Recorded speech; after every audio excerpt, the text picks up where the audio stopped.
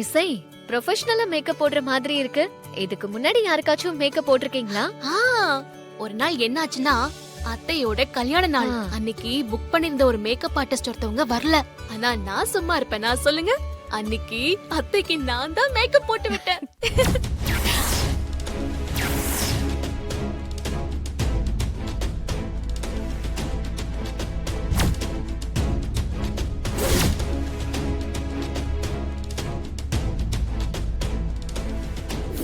அத்தை வேற ஏதாவது ஜுவல்லரி போடணுமா?